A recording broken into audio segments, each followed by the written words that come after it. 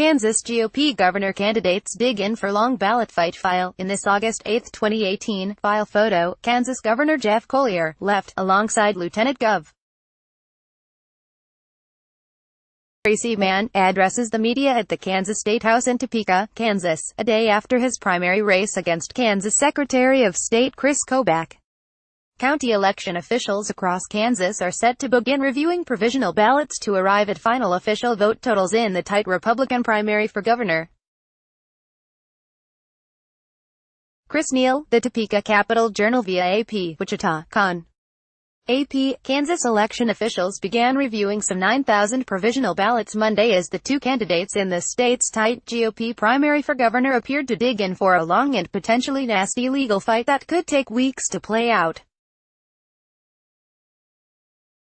Secretary of State Chris Kobach, a take-no-prisoners conservative, led the state's low-key Gov. Jeff Colyer by a mere 206 votes out of more than 314,000 cast after the first day of counting provisional ballots. But 43 counties, including the state's two most populous ones, are still left to report final results from the August 7 election. The canvass began early Monday in suburban Kansas City's Johnson County, the state's most populous county, where a board was set to review 1,800 provisional ballots, ones given at the polls to voters when their eligibility is in question. 76 counties were to start canvassing Monday. Some will meet later this week and next. It was unclear how many of the provisional ballots were from the GOP race.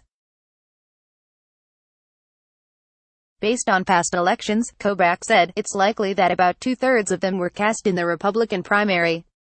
The disputed race seemed certain to intensify, with the candidates challenging each other's legal interpretations, sending observers to monitor the vote count and raising the idea of lawsuits. A new fight was brewing on how to count unaffiliated voters who are simply given a provisional ballot by poll workers without first having them fill out a party affiliation statement. It was unclear how many ballots fell into that category. A legal opinion issued Monday by the governor's top attorney took issue with the guidance from the person Kobach appointed to oversee vote counters after he recused himself. Assistant Secretary of State Eric Rucker told county election officials Sunday that if an unaffiliated voter did not first complete a declaration of party affiliation, that voter was not entitled to cast a ballot. The opinion from the governor's office said provisional ballots cast by unaffiliated voters in a primary should be construed as evidence of voter intent and must be counted. Johnson County officials said Monday they did not count provisional ballots in which the voter did not complete the party affiliation declaration. Sedgwick County, the next largest county, said it counted ballots from unaffiliated voters who had mistakenly been given provisional ballots by the poll worker. The counties have until August 20 to finish the review of ballots. We're following the same procedure that we always do. It just seems to be a bit more intense, the stakes seem to be a bit higher, said Johnson County Election Commissioner Ronnie Metzger. But we have sought to make that have no effect on anything at all on how we do the process. The canvassing board met for about 30 minutes in a small, crowded conference room.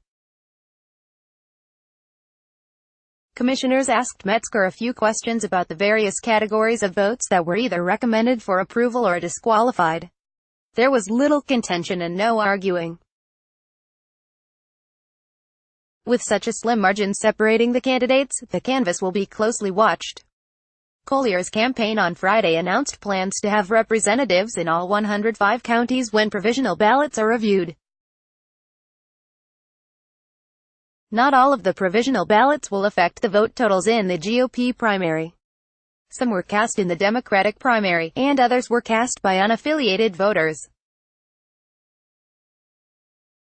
Washburn University of Topeka political scientist Bob Beatty said while Kobach played up President Donald Trump's endorsement of him in the final days of the campaign to build enthusiasm among Trump voters and other Republicans, Colyer devoted resources to getting supporters of the other candidates and unaffiliated voters to the polls.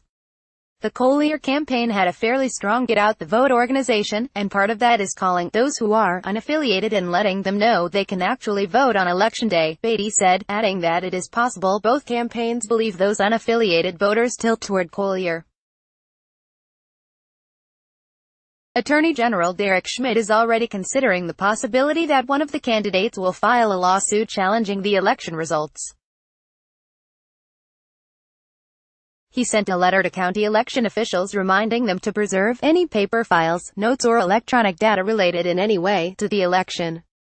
Collier's spokesman, Kendall Marr, said Monday the campaign is waiting to see how the count turns out before deciding whether to sue. Both campaigns said they plan to continue campaigning as if they won the Republican nomination even as the canvass continues. The Liberals are hoping for a prolonged legal battle and a fractured Republican Party. They won't get it, Kobach's campaign manager, J.R. Clays, said in statement. Collier has questioned whether Kobach was advising counties not to count some mail-in ballots, including those with missing or unreadable postmarks, even if they arrived by Friday, which Collier said violates the law. He also said he heard reports that some unaffiliated voters, who by law can declare an affiliation at the polls and vote in a primary, were given provisional ballots instead of the regular ballots they were due.